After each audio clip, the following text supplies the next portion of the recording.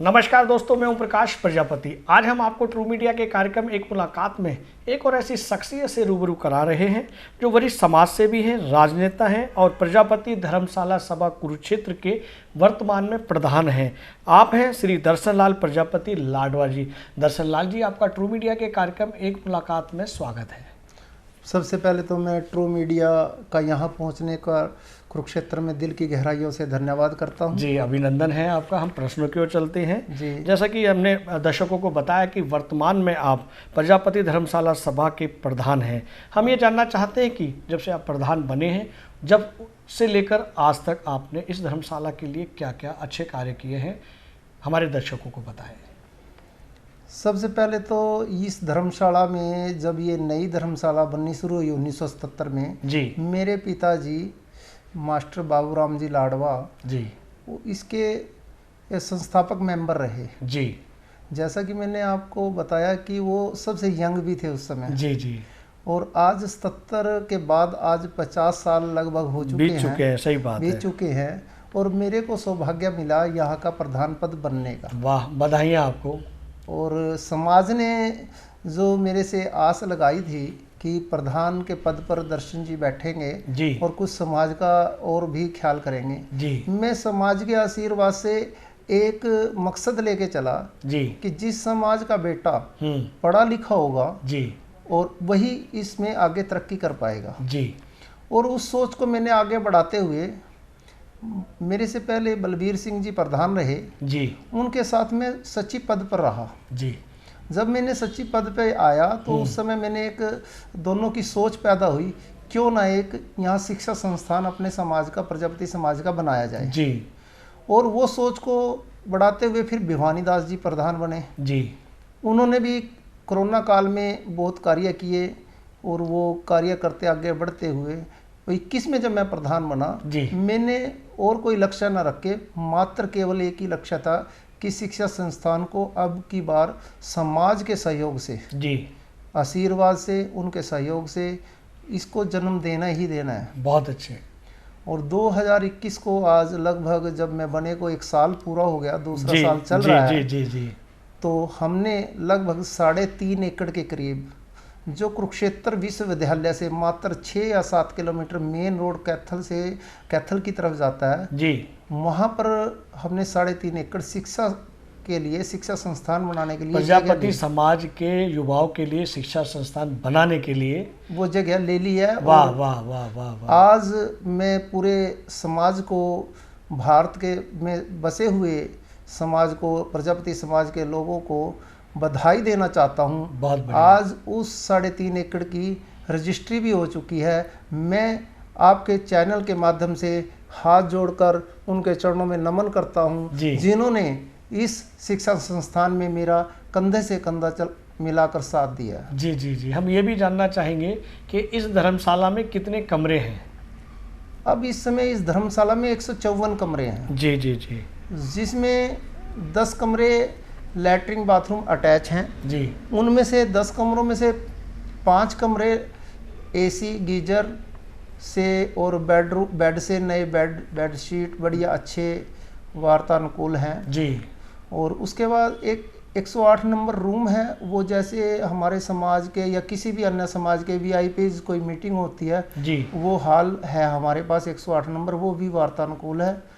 और ये ऑफिस, ये सब 154 कमरे हमारे लगभग यहाँ है। एक जी, सुंदर जी, लाइब्रेरी है यहाँ पर, जी, वो भी एसी है। बच्चों के लिए पढ़ने के लिए किताबें, जैसे ही समाज के बच्चे या अन्य समाज के बच्चे भी जी, यहाँ पढ़ते हैं लाइब्रेरी में, किसी से भी कोई एक पैसा नहीं लिया जाता लाइब्रेरी में बैठने का। बहुत अच्छे, बहुत अच्छे। और वो लाइब्रेरी भी एसी है, जी, वातानुकूल है। और उसमें जो किताबें बच्चे किसी भी समाज के हों, वो हमें लिख के देते हैं कि ये किताबें हमें चाहिए।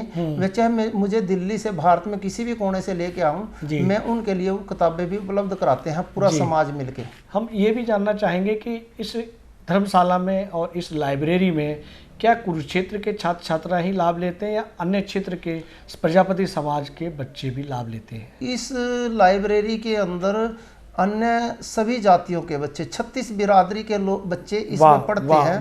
और मेरा इस आपसे इस चैनल के माध्यम से बताना चाहता हूँ ये लाइब्रेरी एक समाज की ना होकर 36 बिरादरी की लाइब्रेरी है, गरीब बच्चों की लाइब्रेरी है। ऐसी बहुत कम लाइब्रेरी मिलेंगी आपको जो वार्तानुकूल होंगी और बिना पैसे से उसके अंदर बैठ के पढ़ सकते हो, और दिन रात 24 घंटे खुली रहती है। बहुत अच्छे। एक और जानकारी लेना चाहेंगे कि इसमें सीनियर सिटीजन के लिए, वरिष्ठ नागरिकों के लिए क्या लाभप्रद रहता है, क्या क्या सुविधाएं हैं? जैसे सीनियर सिटीजन आता है यहाँ पर 2 दिन रहे, उसे कोई 1 रुपया भी ना खाने का ना ठहरने का कुछ नहीं लिया जाता किसी से भी। सीनियर सिटीजन के अलावा युवा से भी नहीं लिया जाता। जी। जैसे जैसे परीक्षाएं हरियाणा सरकार की या भारत सरकार की आती हैं, वो भी जो बच्चे दूर दूर से आते हैं वो रात को भटकते हैं भी हमें कहाँ रैन बसेरा मिल जाए।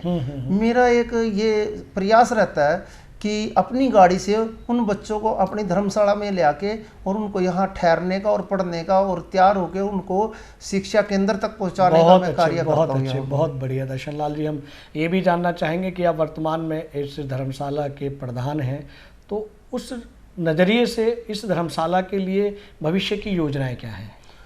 भविष्य की योजनाएं तो ये है, जो हमने शिक्षा संस्थान के लिए जगह लिया है ना जी, मैं चाहता हूं कि वो 1 या 2 साल में डेवलपमेंट हो जाए। क्योंकि वो डेवलपमेंट जब हो जाएगी, बच्चे पढ़े हैं उसके अंदर, और जो शिक्षा जिस में शिक्षा होगी वही इस समाज में अग्रसर होगा, वही समाज अग्रसर होगा। जी। जो एक दिल्ली के अंदर हंसराज कॉलोनी के अंदर जो वो हमने बच्चों के पढ़ने के, यूपीएससी के बच्चों के पढ़ने के लिए जो बनाया हुआ है, उसका जन्म भी इसी कुरुक्षेत्र की पावन धरती पर बैठ के, उसमें मैं खुद था, हमने वो प्रपोजल तैयार की थी और हमने भी उसमें जो दान दिया, हमारी कुरुक्षेत्र सभा का भी उसमें 1 लाख से ऊपर का दान गया हुआ है। वाह वाह वाह, बहुत अच्छे।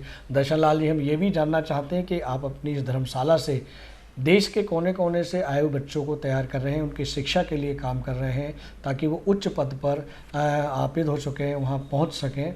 लेकिन एक ये प्रश्न यकायक आ रहा है कि वर्तमान स्थिति में भारतीय राजनीति में प्रजापति समाज की उपस्थिति शून्य के बराबर है, ऐसा क्यों?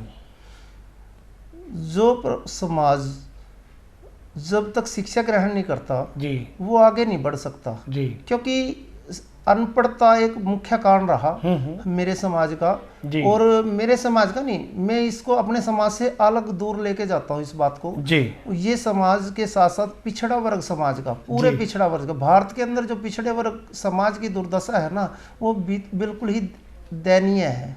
उनके समाज को जो प्रोत्साहन, जो उनके बच्चों को शिक्षा, जो उनके बच्चों को पद मिलना होता था, वो भी भारत सरकार, वो अन्य सरकारें, स्टेट की सरकारें दे नहीं पाती, जबकि उसमें वो अच्छे कार्य पे जा सकते हैं, पर उनको पता नहीं क्या बात है सरकार, क्योंकि या तो हमारे लोग राजनीति में नहीं है और दबाव के कारण हम बाहर आ जाते हैं।